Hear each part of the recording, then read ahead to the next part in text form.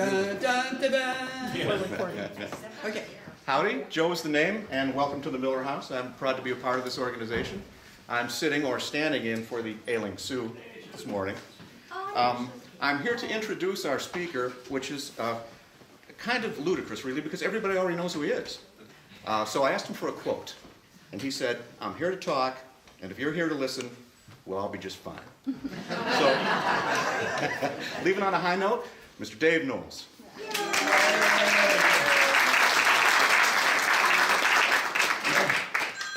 Tell you what, I've never talked to a crowd this big before. Especially when I'm from Keokuk, and you people are here because you know me, and you're critical, and you're going to be able to say, "Hey, are you sure that's right?" I just think that it's nice that there are so many people interested in Keokuk, as I'm interested in Keokuk. Now, every once in a while, I park right in front of where Billy Timmerman, Mr. Timmerman's house was, and I kind of look down 6th Street, and that was my neighborhood. Wonderful place. I don't know whether you people are interested or not, but Mike Brown lived down on the corner. Mr. Vanderheyden, Joe Vanderheyden lived across the way. Eddie Kahn lived in the next house. Peterson's lived in the next house. Harrington's lived in the next house. Knowles has lived in the next house. Nelson's lived in the next house. The Youngs lived in the next house. Harness has lived in the next house. That was important because I knew them all. And if you think that Dennis the Menace is funny, why, I tell you what, all the mothers on South 6th Street between Bank,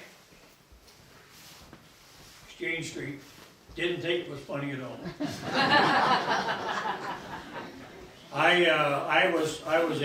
All of my kids are boomers, baby boomers. Well, I think I was a depression boomer.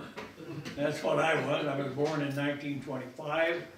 I'll soon be 92. And can you hear me back there? If you can't, well, I'll move farther back. Okay? Anyway, to get this thing off Dub Center, I think that the neighborhood that we moved into, I moved from West Cave, and I lived right across the street from the Lincoln School.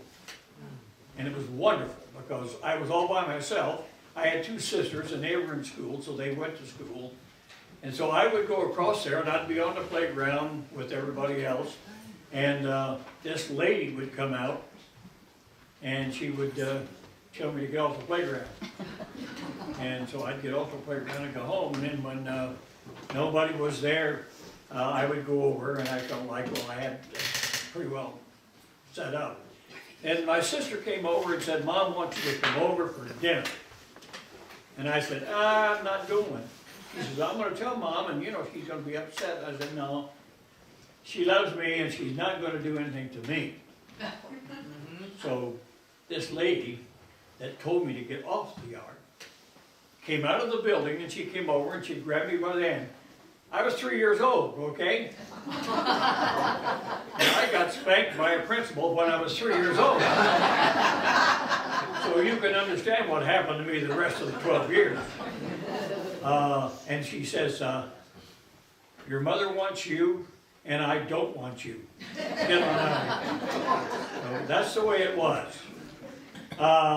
Living on 6th Street, for me, was a real exercise in ingenuity.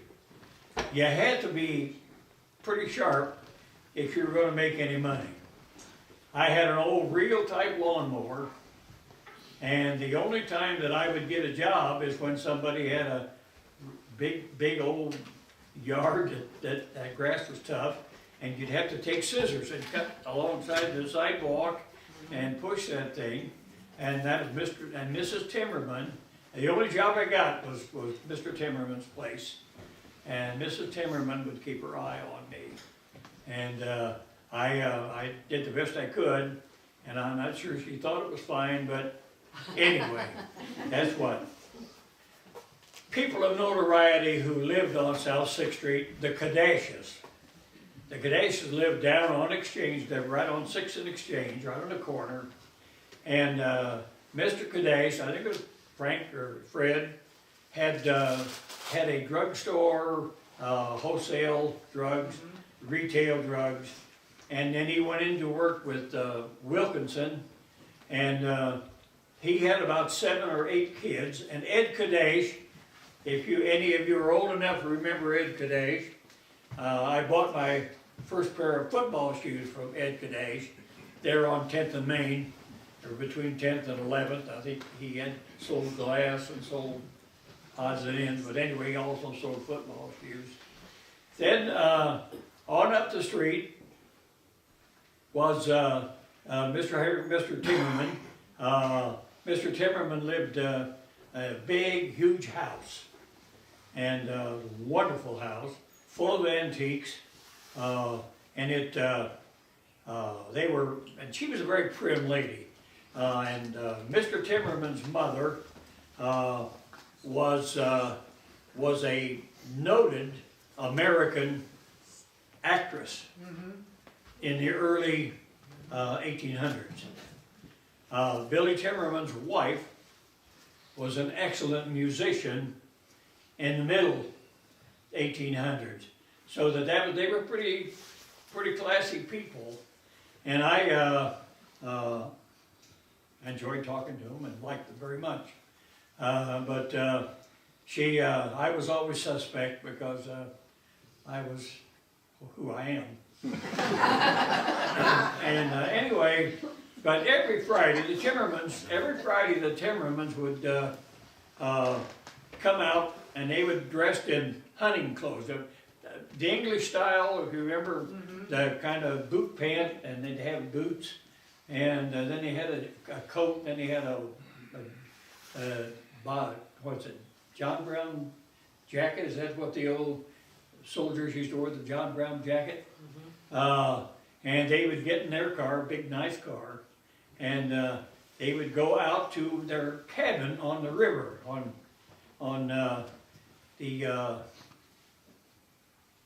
well, you know where Dr. Dascalo's house is, right on the corner? Now that's where their cabin was. Now I don't know whether, I think Doc probably fixed it up if it's the same old cabin anyway. But that's where it was, and they come back, and the doctor would tell me, you know, what a nice trip they had. And I would say, well, that's good, you know, thinking, you're going to take me, aren't you, one of these times, you're going to take me out there. They never did. All right, on up the corner was the Lutz house, Lutz and Stahl Printing. If some of you are familiar with it, used to be across from the old YMCA. And Mr. Lutz bought that house, and then when he gave it up, it kind of stood idle, and then I don't know what organization took it over, but there was a social agency that took it over and called it the Friendly House, moved the old Friendly House from down on Tymia Street, on 4th and Tymia, up to the Friendly House. And the Friendly House is a great place, but the Friendly House was where you found out what a pecking order means. Anybody that's familiar with a pecking order? Well, on 6th Street, you found out what a pecking order was pretty quick. You know, you're little, you get the last peck. And if you're big, you get the first. And it goes down the hill, and I have to say, I was there long enough to get the first pick. So that tickled me. But anyway, Ralph Thornton got his early start there. I was one of his, I guess you'd call them, students. He'd say, I will teach you to box. He didn't teach me to box. But he sure got a lot of practice. And I wasn't the only one. There was a lot of guys, you know, that way. But anyway, that was a wonderful place for me to go and spend winter, late fall, and early spring. They had games to play, ping pong and whatnot. Then they put that addition on the back of it, and we had to play basketball down there, and it was really a nice place with a neighborhood, which went all the way down to Ridge Street. 6th Street, really, if you're thinking of 6th Street, you've got to think of 7th and 5th. And anybody that lived between 7th and 5th, and between Main Street and Ridge, was qualified. Now Judd tells me that he never lived in that particular area, but he was qualified. Qualified. Oh, come on. Yeah, he had a girlfriend. 6 and 6 and Palin, there you go. But I recall, Judd, when you were quite a football player. I was pretty small and come out and watched, and he was a real chief. Anyway, then across from there was the Rand house. Now, when I was living there, the Moffats, Tommy Moffat and his wife, or his sister, and his brother lived there. Tommy and his brother were painters, and I think the wife or the sister was a housekeeper and whatnot. But they were people who were well-to-do. The Rands were people who were well-to-do. And Mr. Rand owned a farm. It's my understanding that he donated that farm. He told his people who was working for him, working with him, that he was going to donate the farm, and what could they name it? He wanted it to be a park or something. And that's how Rand Park came into being. It was donated by Mr. Rand, and I don't know whether it's been added to or anything, but right now Rand Park, as it is today, was originally started by Mr. Rand. And then finally, there was a Mr. Moody just across the street from the Rand house. He was a fur trader, I believe. He built that house. And that little house is now still in good shape. The Rand house is still in good shape. But when Mrs. Harrington, or Mrs. Timmerman died, in her will, she said, tear my house down. Now, it was not her house to begin with. It was built by her father-in-law, but she didn't want anybody else to live there. And so after she died, and the house was full of antiques, after she died, they tore the house down. And that's kind of sad because she died after I went to the service. She was a very petite lady. She was a very nice lady to talk to. And I wondered, that just exactly when all this happened. Now, getting back to the rest of 6th Street, I got this book, and it says Early Keokuk Homes, and it says nothing about Billy Nelson, says nothing about Billy Knowles, says nothing about Norman Smith, says nothing about Joe Hornis, says nothing about Dick Rush. I don't understand that, because I really thought we were pretty important to that particular time. But, it didn't turn out that way. But at any rate, those are the things that I had to deal with. Growing up, after 2 years, I was in kindergarten. So things pretty much slowed down. Summers were wonderful. Summers we'd go, and by the way, speaking of our house was right there, 219 South 6th Street, and then the alley went right down like this. And Schultz's were a Jewish family, and they had a junkyard and a grocery store and a clothing store there, right close. And that's a treasure. You can't understand, or you can't remember, or you can't think the kind of things you could find in a junkyard. I tell you, I spent a lot of time in that junkyard, and I didn't sort the junk. I mean, I did. And old Morris, and he was the oldest son, he used to get pretty mad at me, and he'd chase me out of there, and I'd go back. He'd chase me out, and I'd go back. But it was all right because Max and Morris didn't get along. Max married, I don't know what you call him, an infidel. She was a Protestant. And the Jewish family didn't care much for that. So Max and Morris would get into it, and they would fight, and then when they were fighting, why, they would leave me alone. But I found a lot of things that were really worthwhile. And then if I got too many of those things that were worthwhile to me, Dutch, who is my father, would say, get that stuff out of here. I haven't got room in the garage for that. So I'd bunch it up in my wagon and take it down to Morris and sell it to him again.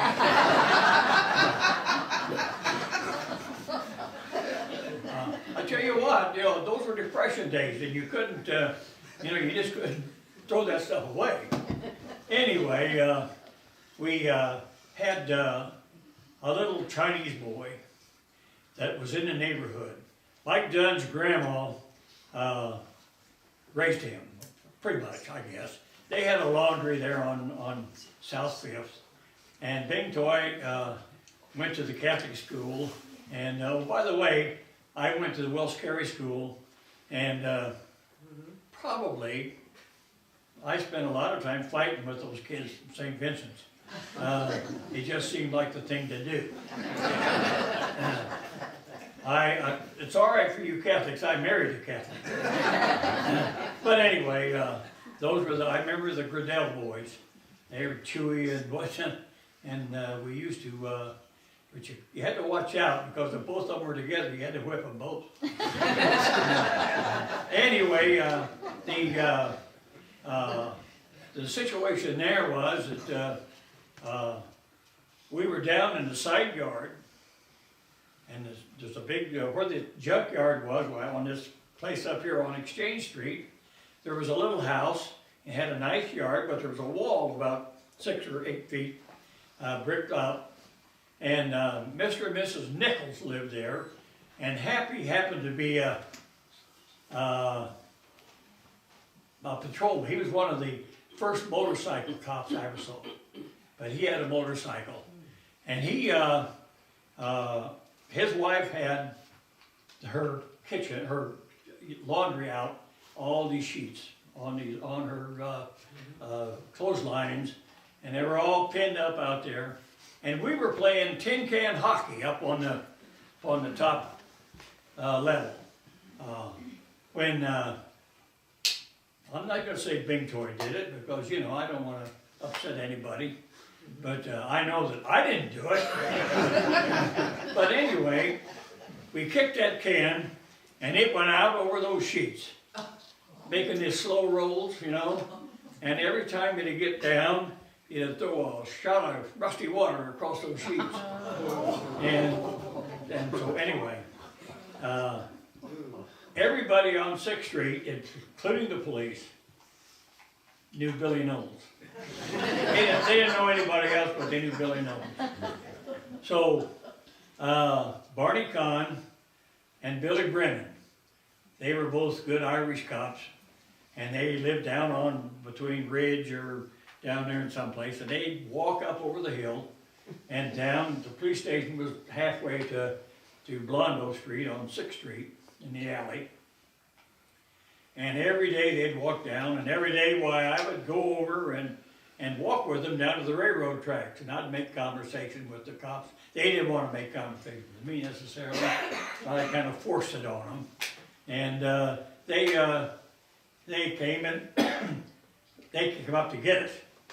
And Barney stopped at the front door, and my mother said, "Billy, come here." So I came in. I was in the house too. I mean, Bing Toy ran right to Nelson's house, and I ran right to my house because we knew we were in trouble. But I don't know where the other guys went, but they disappeared. Barney, when I came out, Barney didn't say anything to me. He just put his hand on my, right there behind my collar, shirt collar, and out the door I went. And he didn't say where he was taking me. He didn't tell my mother anything. He just took me. And we went up to Nelson's house. And Mrs. Nelson came to the door. He said, I want Big Toy. She said, well, he's in that bedroom. So Billy Brennan went in there, and I was standing there watching.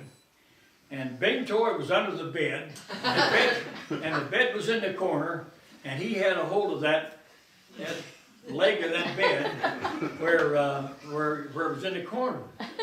And Billy Brennan reached down there and he grabbed Big Toy's feet and he pulled him, and the bed had come out. And then he shoved that bed back up there, and Bing would go right back with it. He did that 2 or 3 times, and Barney says, come on, Bill, we're going to have to do something else. And he turned to me and he said, we're going to go back over and talk to your mother, and I'm telling you, I'm going to cut you from your mother's apron strings. She's not going to be covering for you anymore. Boy, and I just shaking my head, yeah, that's okay with me. And of course he says, and Mrs. Nelson said, no, come on, Barney. You know, these kids didn't do that on purpose, you know that. He says, I don't give a damn whether they did it on purpose or not, they did it. And that was it. So my mother and Mrs. Nelson washed those sheets. Now I don't know whether they got all the rust out of them or not, but they did wash the sheets for Miss Nelson. So now that was a little incident that happened early on, my experiences on South 6th. Do you know of any other ideas? You know, I on South 6th Street, when I was growing up, I had a dozen don'ts told to me, and I ignored all of them. Didn't seem right, but I did. There was a big police dog. The Youngs had a big police dog up in the alley, and Bob Frazee and I was up there, and we were probably 7 or 8, something like that.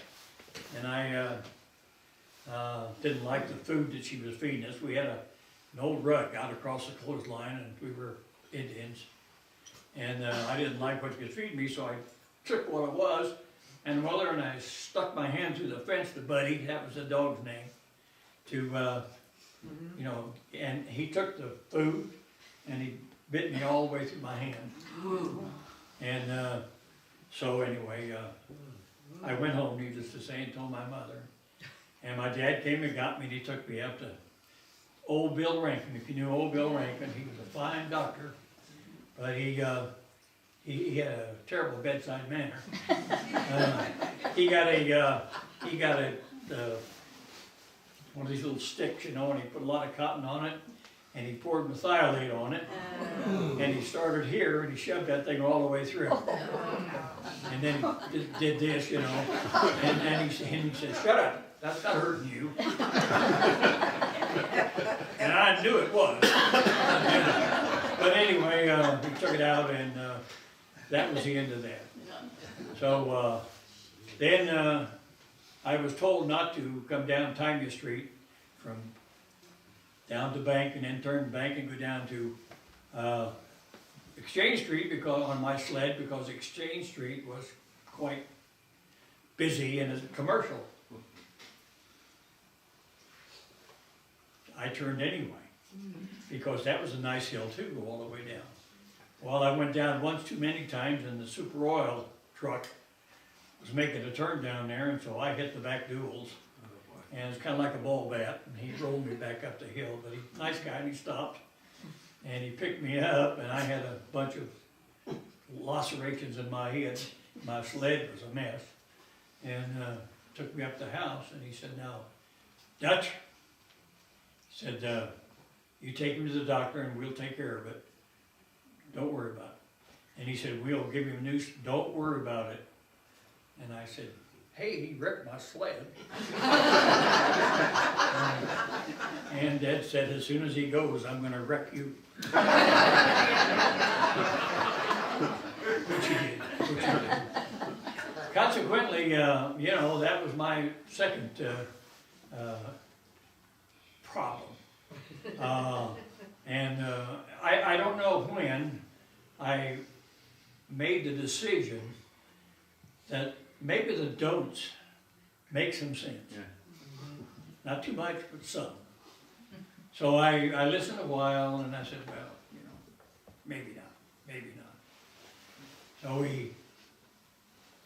I was 14, carrying the Quincy Herald wig, and Montgomery Ward's pulled a bunch of bicycles out, had them lined up out there on the sidewalk, alongside the KC Hall now. And they were special, $14, brand new, red and white and blue and white. And by that time, my Cons had moved, and Red, the banker was dead. It's all right. He was a banker anyway. They were on 5th and Main, and I knew him. And so I went up there and I said, hey, any chance I could borrow some money? 14 years old. And he said, no, I can't lend you any money. He said, you know, do you have any money now? And I said, no.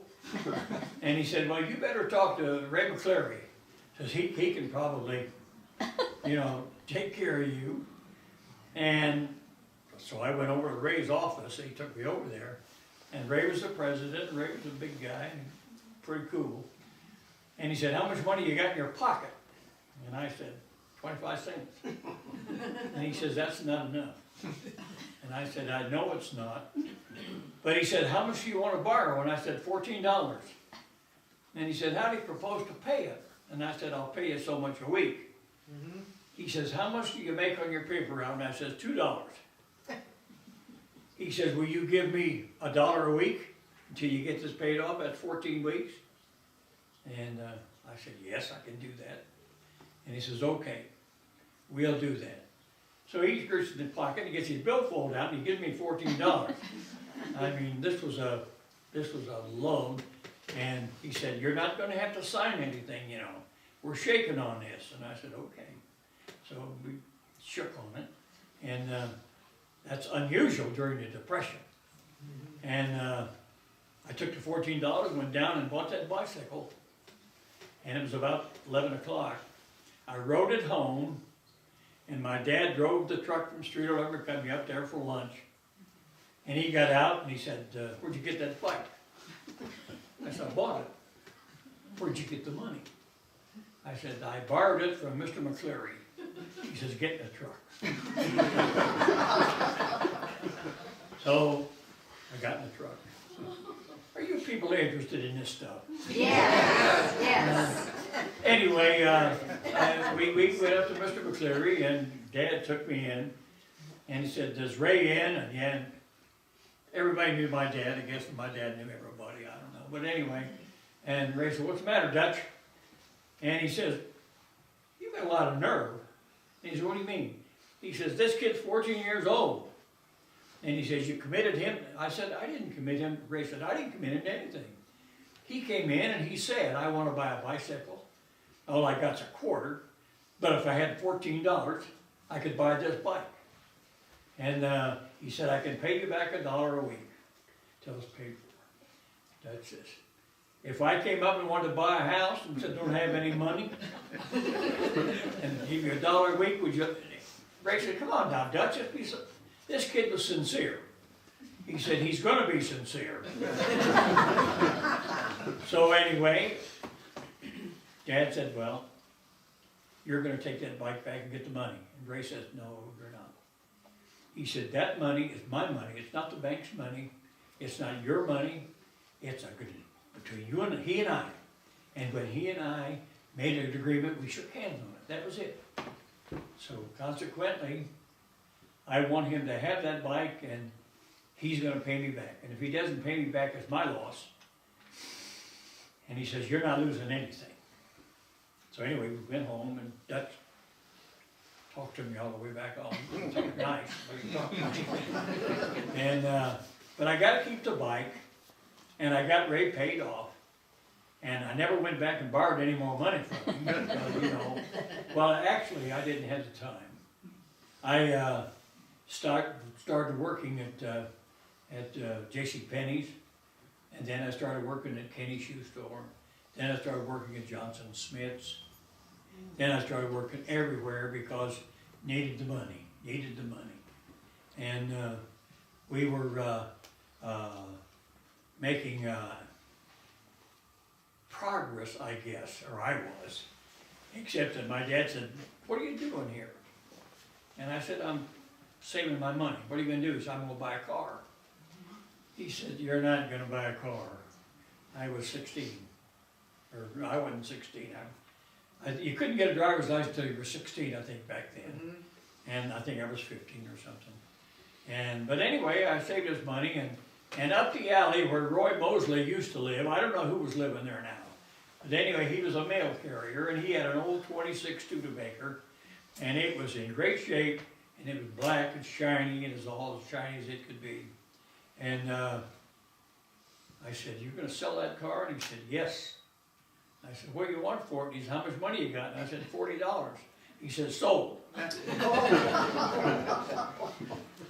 So I gave him my $40, drove the thing home. Dutch said, "No, you're not. This is not going to happen again." And I said, "It's paid for, Dad. It's paid for." He said, "We're going to put it in the garage until you're 16. You're not even old enough to drive." And I said, "I know, but you're not old enough to drive, so put it in there." So I put it in the garage and left it there. On the eve of my 16th birthday, Bob Frazee and I pushed that car out of the garage, and we left it out of gear, pushed it down over the hill, then put it in gear going down into where the old junkyard used to be, and started it, and we drove all over town, and we had a good time, and we were heading home. And who should I run into but Mr. Ketchum, who was a patrolman, and Ed Donahue. And he said, they stopped me, and said, "You didn't stop there on 14th and Main." And I said, "Well, I slowed down." And he said, "But that don't count." He says, "You're going to get a ticket." And Ed was a little nicer. See, some of these Catholic boys are okay. Ed said, "You know, we don't want to give him a ticket for that. You know, he'll get his license tomorrow." Well, he will, but he's not going to get it tonight. So he took me down to the police station, and Mickey Franks, police chief, he was in there, and he said, "What's the matter?" And I said, "Well, I think you got a problem." And Bill said, "What's the matter?" He said, "Bill, what's the matter?" And I said, "Well, Mr. Ketchum says I didn't stop at that stop sign." And he looked at Ed, and Ed says he didn't. He said it was kind of a jackrabbit stop. He said he shoved it into second, and he kept right on going, I think. And he said, "Well," he said, "listen." He says, "You take that car home, and you leave it there until you got a license, okay? And this ticket you're going to be due in jail. You're going to be due in court on Monday." So I did that. Took it home and put it in the garage. And when I went to court, my mother and dad was up there. And my dad was happy about it, you know that. And Judge Kincannon said, and we had a name for Judge Kincannon, which wasn't a nice name. and so Judge said, "How do you plead?" And I says, "Well, Judge, I've got a license." And he says, "You've what?" He says, "I've got a license. Let me see it." So I pulled out my license. I got it that morning when the courthouse opened. I got it because I was 16. He looked at that. "Well," he says, "Officer Donahue, what do you think about this?" He handed it to Ed. Ed shook his head like this, you know. And he said, "Judge, look at the date." He looked on that. Judge grabbed that gavel and said, "Guilty or not?" He said, $8. And I said, "I don't have $8. He says, "That $1 a day," he said, "you're going to lay it out." And I heard my mother say, Dutch, he's not gonna lay anything out. Dutch got up and came out and gave the bailiff $8 and freed me again. And, so that was my next big problem. Then I was in the service. And we were, I think we ought to talk about what we were doing in the side yard, December the 7th, 1941. Anybody remember that? Some of you guys, you probably were already have got your draft notice, hadn't you? No, I was a 4F. Oh, well, I should have been. No, I'm kidding you. Anyway, we were playing touch football, and there were 8 of us out in the side yard playing touch football. And my dad was listening to the radio, and he came to the door and said, you boys better come in here and listen to this because it's going to affect all of you. So we came in here, and that's when President Roosevelt was making his speech to Congress and saying that they were going to declare war on Japan and that sort of thing. And when the thing was over, we went back out, and I thought to myself, you know, that did affect all of us. Because I was a junior, I had a junior year in this, and right after I graduated, we went to the Navy, and I was a PT boat sailor, and it was and none of us on South 6th Street got killed in the service. Tommy Wooster, I remember, was over on 14th or 15th on the south side. A.J. Wilson on the south side. We had several boys in our group that lost their lives, but I did. Anyway, that was the South 6th Street was a place that I felt like I was free to move around. I sold. How about Cloverine salve? Any of you people still remember Cloverine salve? Nobody does. Oh my golly! I still. When my mom was still getting calls from people wanting to know if we had any Cloverine salve left. You know, they were out of it. And but I sold that, and I sold Liberty, and I sold Radio Guide, and I carried the Quincy Herald Wagon, and the Des Moines Register, and anytime you could make a dime, why, I was out doing that. And that's the sum and substance of what Billy Knowles did. And by the way, I'm David, you understand that? And Billy was my brother. I just want you to remember that. Billy was my brother. And anybody who doesn't believe that, why, I'm with you. Okay. Is there any questions? Anybody want to ask me anything or say anything, or you want me to go on? Yes. I just want to know, wasn't there any girls involved when you were growing up? Yes.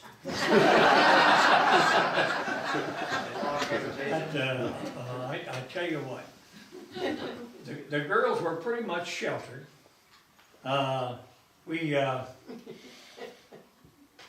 It was in summertime. You remember how hot it was? Maybe when you didn't have air conditioning back then, we all slept. My sisters and the Marks girls, and they would sleep on the front porch, and the boys and everybody was sleeping back. And so anyway, we slept in back. And I don't suppose any of you know anything about bootlegging, do you?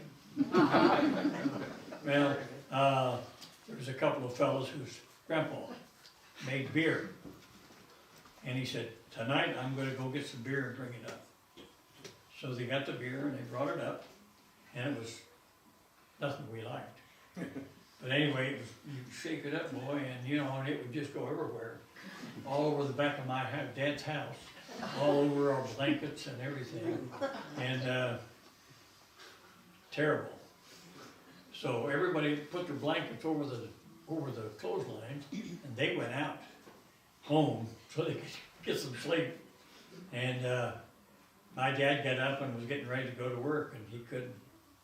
He was getting a little woozy from, I think, the beer smell coming out the kitchen window. And I had to wash off the back of the house. That was my penalty. Better than a whipping, though, because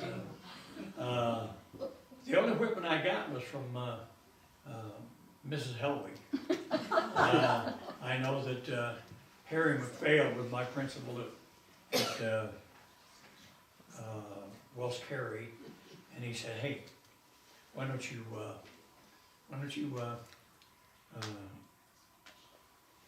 ask your dad if I can spank you?" He said, "You were fighting," and I said, "I wasn't fighting. I was a block away from school."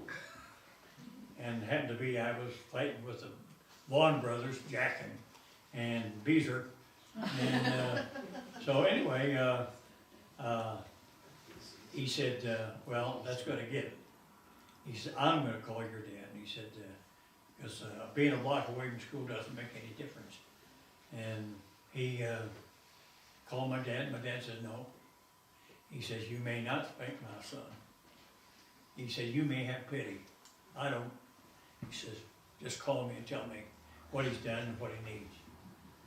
And so the next day, I went back to McPhail and knocked on the door of the principal's office, and he answered the door and came in. "What do you want?" And I said, "I want you to know, the next time you need to whip me, whip me. Don't call my name."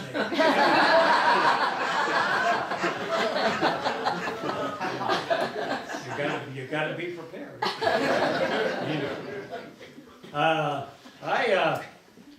I don't know what,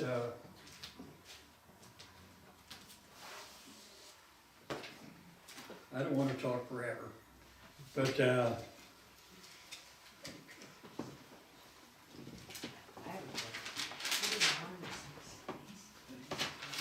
There's a question in the back.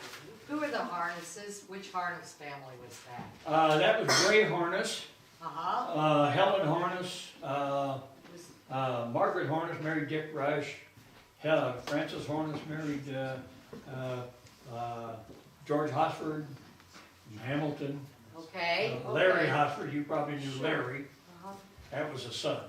Okay. And Oh, harness. but anyway, then some sad things happened to me too. I mean, everything wasn't fun. I was going up to St. Vincent's for a softball game. We were playing ball, and Billy was coming down the sidewalk, and he was by himself. Mrs. Timmerman was up there, and she was bringing flowers. And right in front of Timmerman's, why, Billy Brennan just kind of went like this, and just fell over backwards, and just almost turned black almost immediately. And Mrs. Timmerman ran down and says, "All right, Bill, you stay here. You stay here." And I didn't want to stay there because I looked at me like he was gone. And she said, "You stay here, I'm going to call the police." So I had to stay there, and she never came back out again. She called the police. And then the police and an ambulance came up and got him, and he had a heart attack or a stroke or something, and he died right there on the sidewalk going to work. And so anyway, and I had to, and when my grandmother died,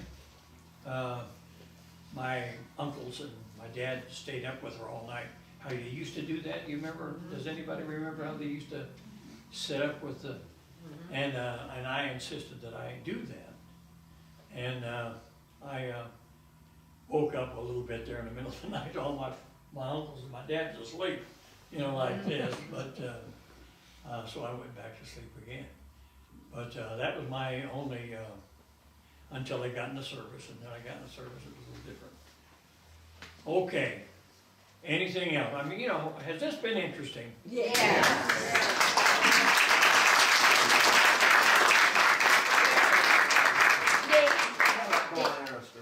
Yes. I took piano lessons and I lived on the corner of 12th and Exchange, but I took piano lessons from Mary Ellen Sansone. Yes. And didn't she live on the corner of, was it 6th and Bank or 5th and 5th Bank, Bank? 5th and Bank. Was she there when you were? Yes, she was there, and Al And Sansoni. Lou. Al Sansoni was her brother, Okay. and Al was a singer, and he sang on WCAZ. Not very good, but he sang. He's dead now, so I can say that. No, And- I just remember walking well, down there and all those steps. Yeah, my sister took Helen took some piano lessons Yeah. from her too.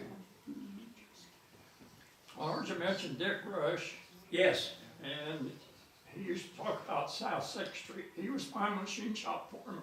Oh, he was? Several years, yeah. and how rough it was. He talked about playing King of the Mountain here.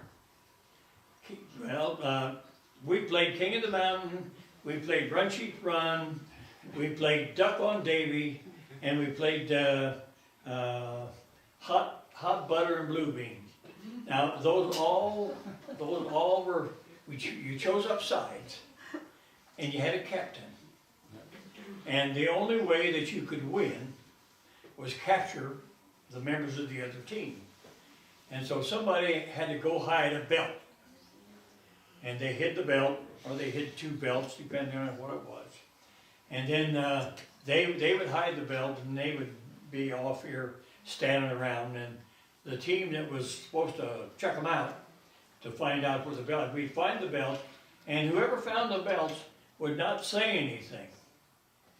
They'd know it was there, and they would wait until somebody, me especially, I was a slow runner, and others, and when they would get 2 or 3 of us there, they'd yell, "Hot butter and blue beans," and they'd grab that belt, and then they'd start whipping us with that belt, and we ran to the goal. Now, you know, that wasn't fun. But it was only if you were the whipper instead of the whippy. Then, of course, we also played, when the girls were playing, we played, you know, what is it? Rovers, King Rover? Oh, yeah. Rover. That someone come over and, you know, and if the girl was pretty, we'd let her through. And she wasn't, but, can't have that. Okay, needless to say, is there many more questions or whatnot? You want another 10 minutes? Are you good? It's been, anyway, we lost my train of thought. Were the Timmermans, tell me about the Timmermans a little bit more. Were they very well-to-do? Oh, much, well, yes. He was well-to-do. He was a member of the bar, and I have in here He was a lawyer? legal, yeah. Instead, I didn't know. I thought, well, you guys said that Billy Timmerman was a member of the bar. Why? You would think he was down at the local. Well, by the way, that was one thing about it. I could get a quarter. There was a tavern when Schultz's sold out and moved away. A tavern went into that place right down there.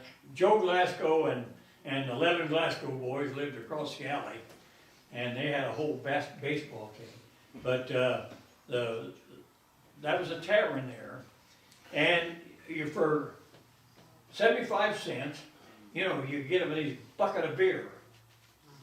And so I had some customers, and so I was 11 or 12. I could go down there and for 75 cents, get a bucket of beer and take it out, and they didn't never card me. So those were the good ones. And you used to every once in a while you'd buy a ticket from Harrington's on the. You remember the theater used to have that screeno, and you could buy tickets from the guys that were selling them. And the tickets were a quarter, and sometimes you win a lot of money, but I never did. But that was one of those dopes that I disregarded too. Yeah. Any questions? Anything?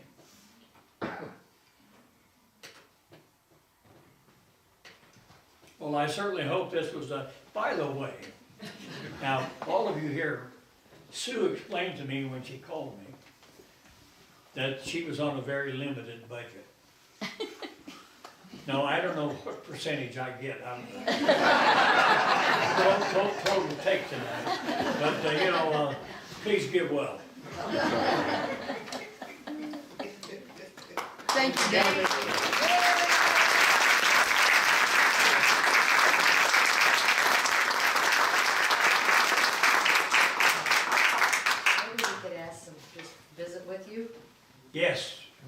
can visit with me, ask. Right. Yes, You mentioned Walt Castle and Barney Kahn. Did you ever have any contact with Louis Atkins? you betcha. Louis was tough.